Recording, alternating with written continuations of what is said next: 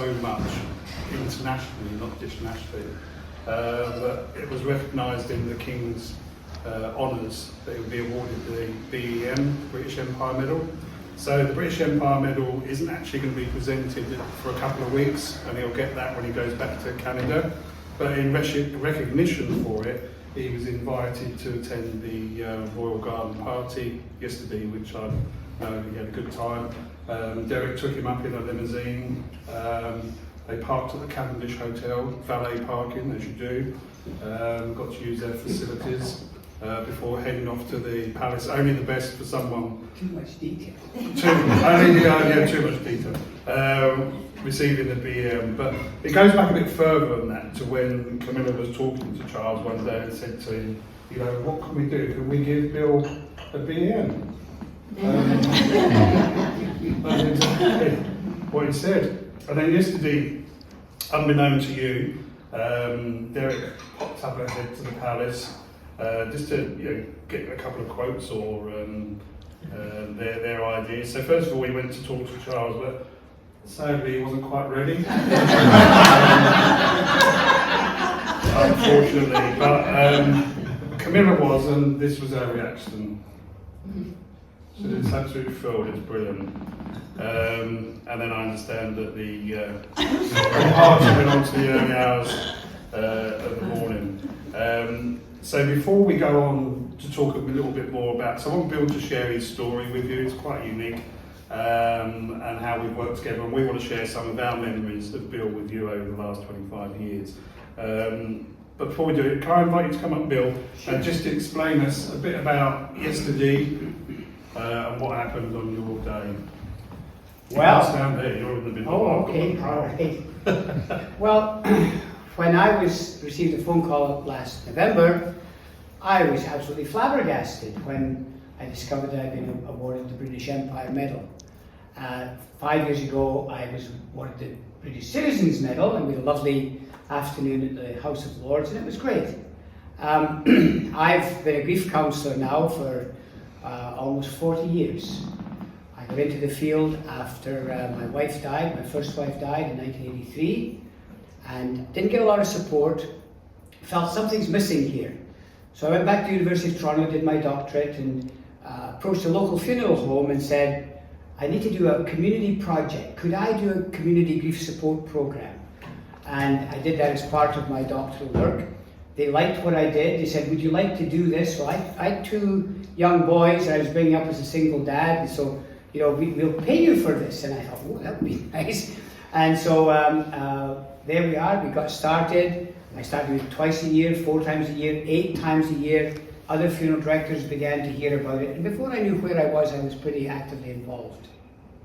I used to come over to Scotland every year. I tell Canadian people I'm coming over to brush up on my accent.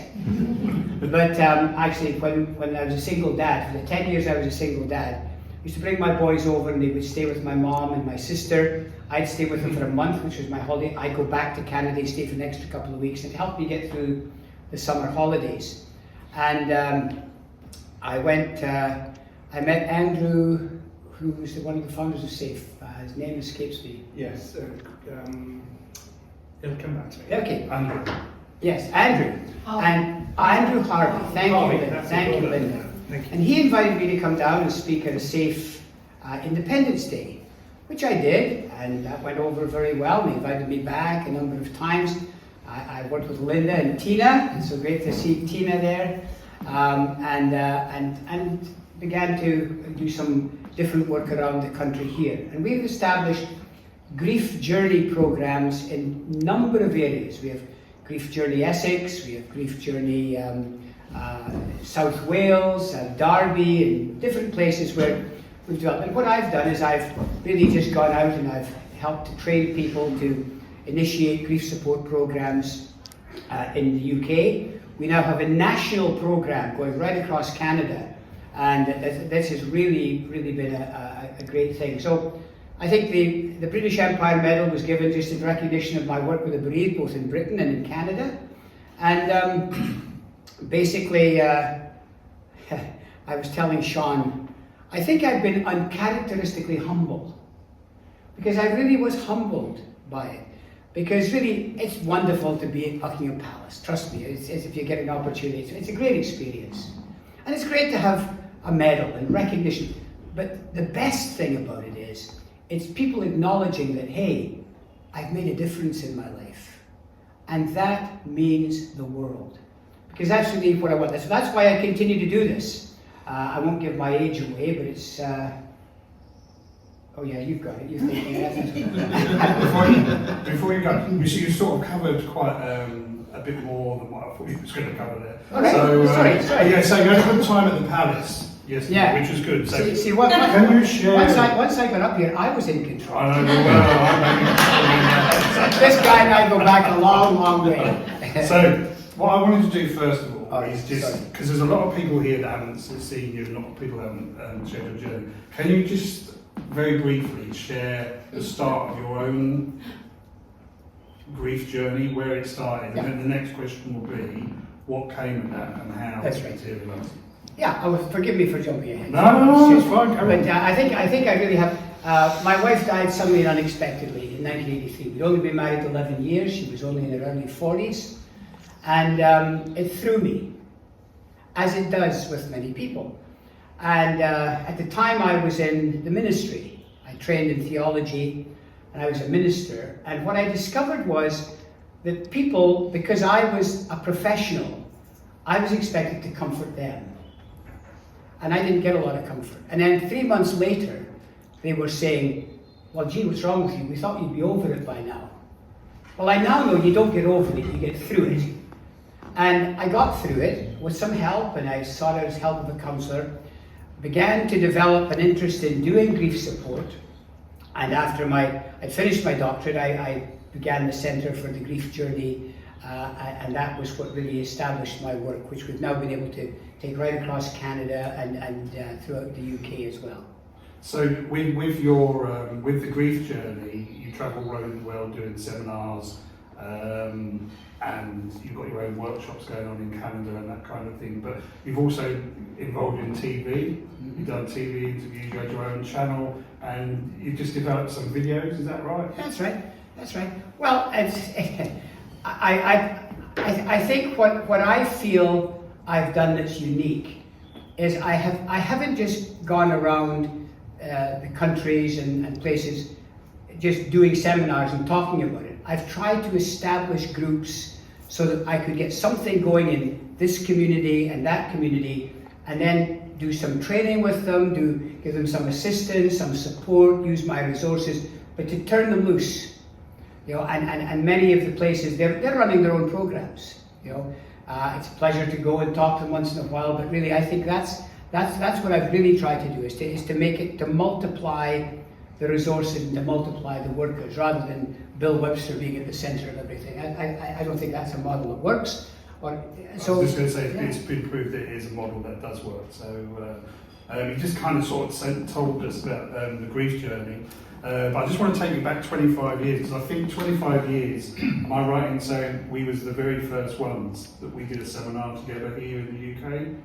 That's possible. I know I did some with Jeremy and Gary, and they were always very supportive of me, and I always appreciated that. And have you got any sort of personal memories of the seminars with Danny Robinson's? I have quite a number of memories of the golf games. Yeah.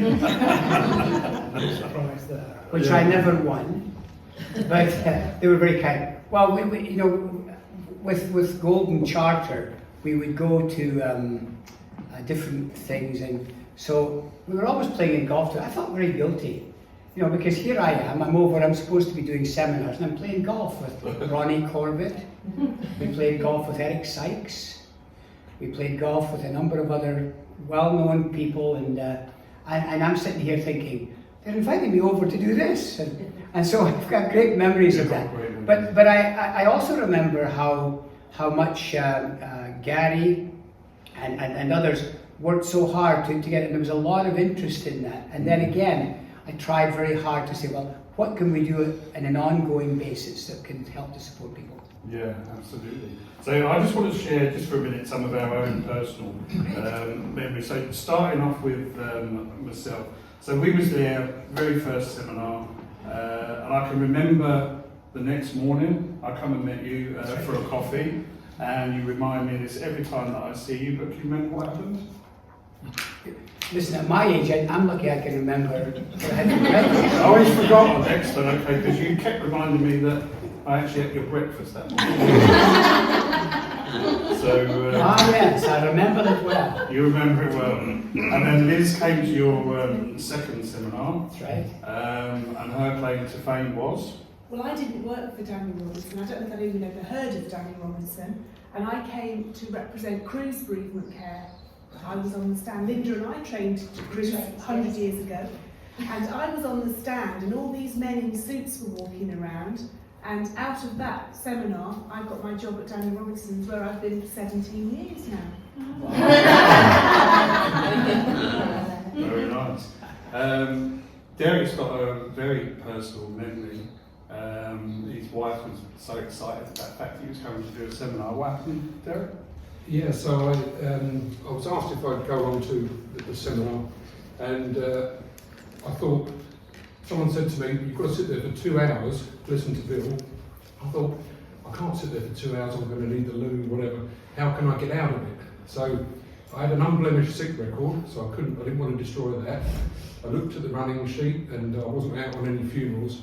So the only way I could get to avoid going to your seminar was to have a baby. So on the morning of the seminar, my youngest girl went the wife into labour at 5 o'clock in the morning, and my youngest girl was born. So unfortunately, I had to swerve. And bless her, she'll be 21 this year. It's not really an excuse then. And they called her Bill.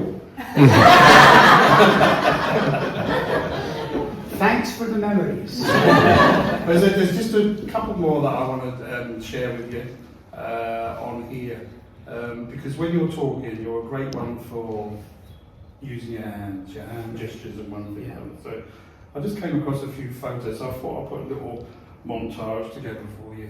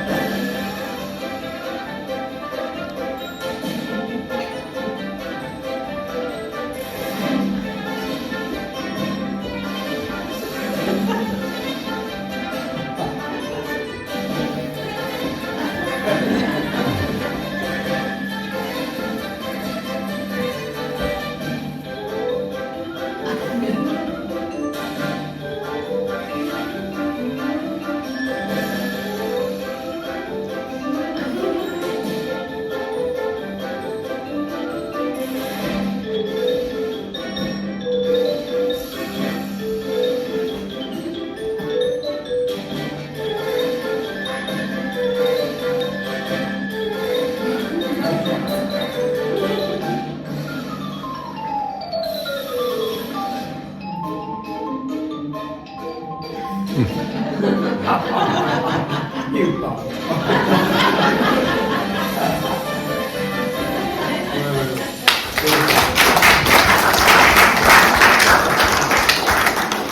And then I did dig another photo out. You might remember we did a seminar with a twist, which was the launch of Webster's Wild West Adventures, Epping Forest Burial Park, where people that came along got treated to a ride round. So, yeah.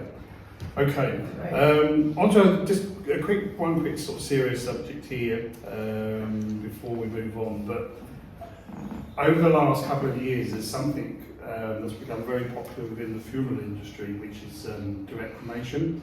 And for those that don't know, direct cremation is where you have no service, no minister. It's purely just straight to the crematorium, and you'll receive the ashes at a later date. Sometimes it can happen at a crematorium anywhere over the country, but as these couple of years are going on, we're now getting people coming back to us that are saying that they've struggled in terms of grief because they thought it was a good idea at the time because that's what the person wanted or that's what they wanted for the person, but they're now feeling there was no sense of closure, they're feeling guilty and all sorts of emotions which are beating them up. So from your angle, the grief angle, What's your feelings about that? Lock the doors, you're here for the next 3 hours. And I think I'll put my hands in my pockets after that. Well, actually, I actually feel quite passionately about this, because as a grief counsellor, what I'm seeing is something that's known as unresolved grief. Now, I think you have to put it in the context of COVID. During COVID, people were not able to have funerals. If there was a funeral, it was a limited amount of people, but generally you couldn't say goodbye to a loved one and so on. And I heard many people say, after COVID's over, we'll have a celebration of life, we'll do something. 99% of people haven't done anything. Now, it's a strange thing, because when someone dies, there's a sense of disbelief, as we all know. I'm not going to get into all that, but it just, and sometimes people make decisions in the heat of the moment. I think we serve people better if we distinguish between the substance and the significance of the loss. So the substance is the emotions. I'm numb, I'm confused, and what was it Dad said, and by the way, who should make a decision about what kind of funeral we have? Because many times Dad will say, oh, I don't want any fuss. I know, just leave me out by the curbside on Monday morning, and etc., etc., etc. Funerals are not for the dead, they're for the living. Funerals are not for the dead, they're about the dead. I think we need to make that distinction very clear. But sometimes, and then of course there's the money. And that's a very real issue. And I was talking to Sean, and you know, I'm delighted to hear that many traditional funeral homes and directors are actually, you've come up with a solution to that. Because, yeah, money is a big issue for people these days, and in many different areas. We were talking a little earlier when Linda sidetracked me before this thing. If I may go on for another No, minute. carry on, yeah. The difference between black cabs and Uber. And if you make the distinction between, in many ways that's the funeral directors and direct cremation. Because certain people, but people have an investment in that. And I can tell you a very personal story, because I've been a grief counsellor for 35 years. I had travelled the world, I've written books, I've had a TV series, I have done seminars all over the place. And there are some people who thought I was the expert. And in 2018, my phone rang to tell me that my son had been involved in an accident and had suffered a brain injury from which he wouldn't survive. It was devastating. You see, ladies and gentlemen, it's one thing to know about it in theory, it's quite another to experience it. And so here I am, the grief expert. By the way, an expert is someone who's more than 100 miles away from home, which is why I get on so well with the people over in Britain. But, you know, it just shook me to the core. It still shakes me to the core. And I had to really come to terms with the experience. So you make decisions. Steve had to be flown from where the accident occurred. I'd flown 4 hours. He was flown to a community that he didn't know, that didn't know him. And I had to make a decision, the most difficult decision of my life, to have him cremated where he had died, not in his home. I didn't know the people in his home. But you know what made me do that? I knew the funeral director. And I wanted someone that I knew that would care for my son, that would treat him with respect. I didn't want a stranger doing this. This was my son. And I recognized it from my experience. And so I had to make a very hard decision, very difficult decision, not to have a traditional funeral. But what we did do was about a month later, we went back to his home town, and we had a party, celebration of his life, and people told stories. We had a wonderful thing. And then back at my home, we had a service for all the people who wanted to come and support me and so on. And that was more of a traditional celebration of life and so on. And I think that the absence of ritual is a vitally important thing. You say, well, what is a ritual? It doesn't have to be religious. It can be religious, secular, spiritual, which many people say, I'm not religious, but I want to be spiritual. We have to discover all these things. But here's my definition of a ritual. A ritual is something you do when you don't know what to do. So the point I'm trying to make is this. There's a difference between the substance and the significance. People make decisions based on the substance, on the emotion of the moment. Later on, they begin to realize the significance of what has happened. And then they say it's too late. It's never too late to have a meaningful ceremony. And we proved that in my own personal experience. There's now, in the Diagnostical and Statistical Manual of Mental Health Disorders, something that is called prolonged grief disorder. I've fought for 35 years to say grief is not a disorder, it's a natural response to a significant loss. But I can see the point of this. Colin Murray Parkes was one of the people with Holly Priggerson who actually came up with this concept. And prolonged grief, I had notes on this, right? but it's really when people are extending their grief beyond what would be considered the normal process. And a year later, 12 months, they haven't moved on. It still seems unreal because they haven't done something. And so I think it's a great challenge. I'm delighted to hear how Safe and Daniel Robinson and many other funeral directors are facing the challenge. Because from what I've seen of the ads, they're pretty attractive and they're pretty, convincing. So it's here's what I think funeral directors need to do: outservice them. Outservice them by offering them aftercare. Because aftercare, done in an appropriate way, creates an atmosphere in the community where they say, here's the guy I would go to. Because it was because of his program that I went to the funeral director that I went to. I'd spoken there several times and I knew him personally, and that's what made me say, that's where I want my son to be cared for. So I think that's part of the key. I'm going on, Phil. No, that's fine. That's absolutely fine. No, it's interesting because it's a subject that comes up quite often now. So it was just nice to get your take on it from the side of grief. So moving on just slightly. So you've achieved so much over the years, 40 years now, of one thing. So you must have a bucket list. Have you got a bucket list? Absolutely. What is on your bucket list of things you want to do, things you want to see? I think the moment you don't have a bucket list, you kick it.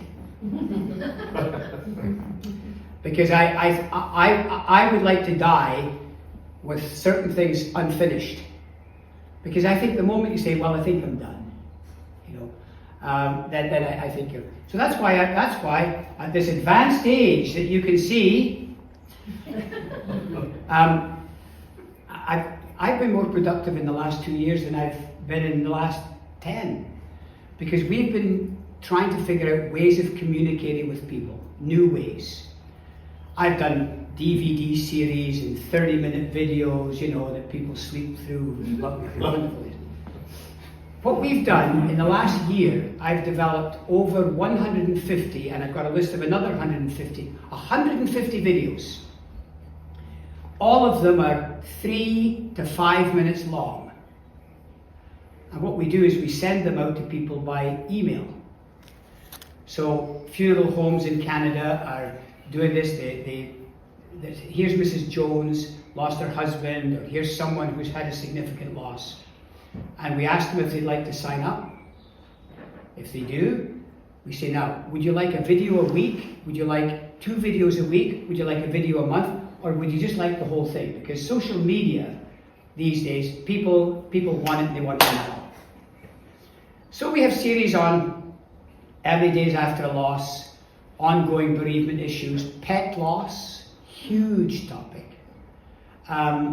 Grief in the workplace, grief after suicide, with a series of 15 for that, so it's very powerful. And all of these series that people can receive in their own homes, at their own convenience, at their own time. And when it's adopted by, this is happening in Canada, not so much in Britain yet, but when it's adopted in Canada, technology looks after everything. All the funeral director has to do is say, here's an email address, send them. And it makes them the local hero. Because in the community, people will say, hey, here's a company that really cares, it's compassionate. We're doing it through many churches and religious organizations and hospices and hospitals and lawyers' offices, anyone who has an investment in bereaved people. And so we send these out, people get them, and then they say, well, what else can you offer? And that's where you step in and you're able to share what would be important in terms of funeral planning and stuff like that. You've created an atmosphere in which people are more open to doing it. So that's what we So no do. plan to hang your hat up yet? Not yet, no. Not yet, no, excellent. no. My wife and I want to travel and to do things, and we've got Good. a list of things that we've still, I ain't finished yet. Yeah, that's good to hear. So there was quite a lot of people that couldn't be here today, and I know Sean's going to come up and say a few words on behalf of Gary shortly. But I just wanted to share one of the emails. I don't know if you remember Kumar, who's now Professor Dr. Abbas. Unfortunately, he couldn't be here today, but he sent me an email, and I just wanted to share it with you. He said, hope you're keeping well. Thank you so much for inviting me to Bill Webster's BME celebrations. He's such an inspiration to so many of us, and I congratulate him on this. Unfortunately, I'm away on holidays at the time, but please pass on my congratulations to him and sincere apologies for not being there. So, Kamal was one of those that I think he's been to most probably every single seminar that you've done. So Quite an honour, thank you. yeah, so there's a few people like that that have sent messages, so I'll forward those on to you. So before we go to, if anyone's got any questions or anything for Dr. Bill, I'm just going to ask Sean to come up.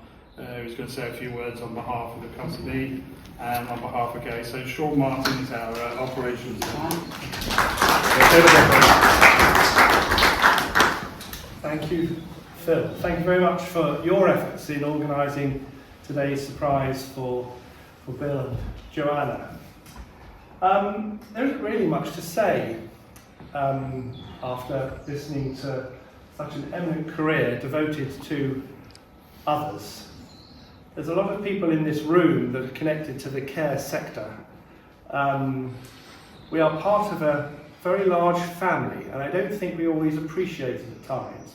Whether you're someone that is specialising in helping people navigate through their grief, whether it is serving the spiritual needs of people that have lost loved ones and ensuring that they're commended properly into God's care, whether you are dealing with the people immediately after their loss in the hospital environment like Helen has spent many years doing, or whether you're in the care sector in the nursing home environment where you're caring for people as they just perhaps slowly deteriorate, and then you have your final task really, and the final kindness that you can give at the end of your care journey of that individual is to just ensure that their final hours are pain-free and restful before a seamless handover to our profession to ensure that that care is a whole continual process throughout. It should be completely seamless.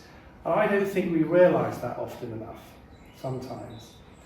I think as well that the last few years have been hugely challenging. It has changed people's mindsets. COVID saw us all locked away, saw huge volumes of bereavement and loss, and people unable to deal with it. We were only allowed 6 people at a funeral at one point. Dreadful.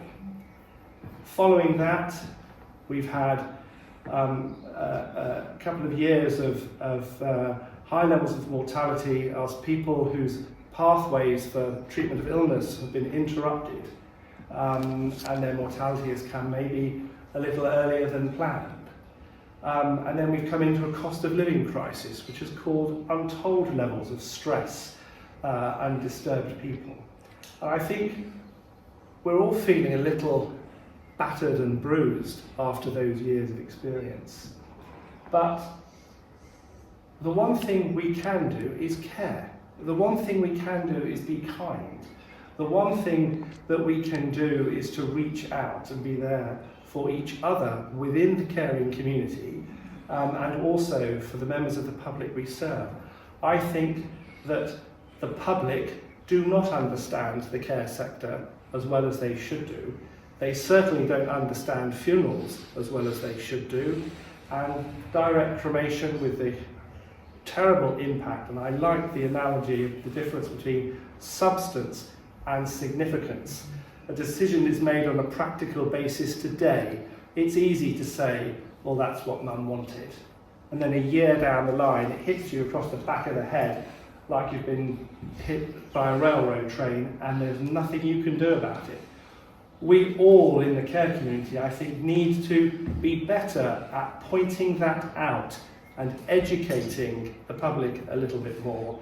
And certainly I would say for the church community, who themselves also have had difficult times through COVID, you know, churches were locked and things like that. Funerals is an excellent way and a segue to reach back into communities, re-establish congregations, and help with the pastoral requirements of families that probably at times don't even know that they need it. So this is a very, very important day, very, very important for someone that's been devoted 40 years of his working life, shaped very much by personal loss. I remember reading the Facebook page when Stephen had his accident. You've been a deeply loyal supporter to Daniel Robinson and Sons, a number of other big funeral directors. You've been a huge supporter of the independent funeral profession, those family-owned businesses like ours. And the number of people you have helped us to help must be running into the hundreds of thousands, if not more, over the years. So, on behalf of Gary Neal, our Managing Director, our fondest and best wishes and thanks, Bill, to you. Thank you to Joanna for coming today. This is our small tribute on a very momentous day in your life and career, and we all thank you very deeply.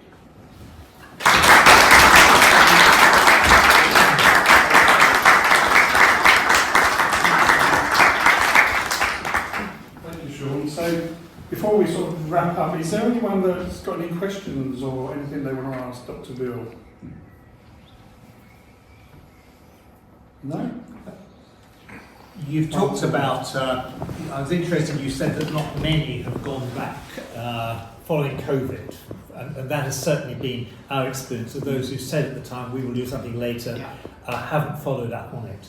Are there, so two questions really, should we take any initiatives to encourage that? And secondly, where we realise that people are really struggling with grief, after several years, what might be a first way into that? Wow, great questions, and thank you very much indeed. I think we do need to take some initiative in reaching out to people, because I think one of the things that holds people back is this idea of, it's been a year, I ought to be over it by now. And so, you know, it's... We came down on the train from Scotland. I was visiting my sister, and every station it's see it, say it, sort it. And I thought, isn't that a great model for grief support? See it. How can we help people to see that, yeah, okay, you made these decisions and that's fine, but now you're in, you know, it's prolonged grief, and this is an issue, and how can we help them to recognise it? There would be many ways. We could do leaflets, we could do videos, but there needs to be education. I think grief support starts with education, because many people don't want to go to a grief group because I should be better. I shouldn't need to do this. And besides, I don't want people to think I'm not coping. This is a mental health disorder, you know, and people are going to look down on me. The first step in grief support is education, understanding that grief is a normal reaction to what's always an unwelcome event. So, see it. How can we as professionals, funeral directors, clergy, every discipline that we're in, how can we help them to see it? That, hey, you know, you may have saved money, but there's a cost to what you've done. Okay?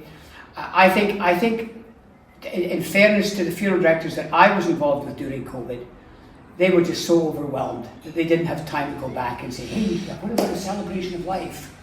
Plus, the golf clubs, the social clubs, the church halls and stuff kind of took over a little bit. And so I understand it. That's part of the process. So see it. Say it. I found a wonderful, there's a great principle in critical incident stress debriefing that says, that which cannot be put into words cannot be put to rest. I'm using my hands, aren't I? My boys used to say, the way to get Dad to shut up is tie his hands. So that was a good one. You picked up on that. That was great. Thank you very much for all that, by the way, Phil. So, say it. Mr. Rogers was a children's educator in North America. Not so well known over here, but Tom Hanks did a wonderful movie called A Beautiful Day in the Neighborhood.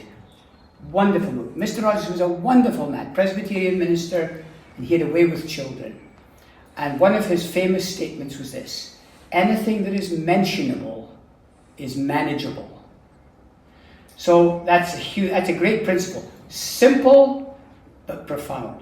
So we have to get them to see it, and then to say it, to talk about it, and then to sort it, to do something. Because the goal of grief counselling, the goal of grief support, is not to fix people. The hardest thing that I have to admit in my career is I can't fix anything. You know, I wish somebody could fix my situation. I wish I could fix my situation, but I can't. I can't bring my son back. And that's the only thing that would fix it. So we need to acknowledge that and say, how do we sort it? I think grief support is really the process of helping people to define life as it now is and to find ways to make the most of what they have left. So yeah, we did this, but now we could do that. We could do something, because it's not for the dead, it's for the living. So a Christmas memorial service could be the start. As a matter of fact, I went through, I had a pile of stuff in one of my sister's cupboards and she wanted it cleared out. So we've got dozens and dozens and dozens of a 30-minute video that I did years ago on coping with Christmas. If you can, I'll make sure that you get a handful at the NFE, and I'd like you to bring them back. Because Christmas is a special time, and when people can get together and see, hey, yeah, Christmas can be difficult, but here's what we can do to make it meaningful. That can be the opening of a door to other things that you might be able to offer. So I hope that is not too much of a ramble. Thank you. Yeah. Okay, thank you. I appreciate that. Any other questions? My biggest fear right now is that the lady to my immediate left will put up her hand and ask a question. Yeah. Very dangerous. Well, Bill, on a personal note, I'd just love to say thank you very much. Do you know what? This guy has not changed in 25 years. Me and Phil was talking just before you come in, and you've not changed a single bit. We've all got fatter, balder, eyes are getting worse, but you're just completely the same. So it's cost me a fortune in plastic surgery.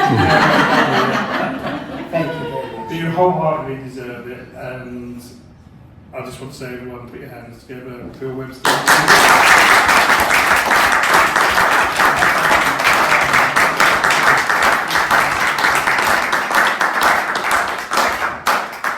If you would like to know anything more about my resources, Linda Jones is my personal assistant in the UK, and she distributes my books and stuff like that. And so talk to Linda, and she can tell you some of the things that we can offer.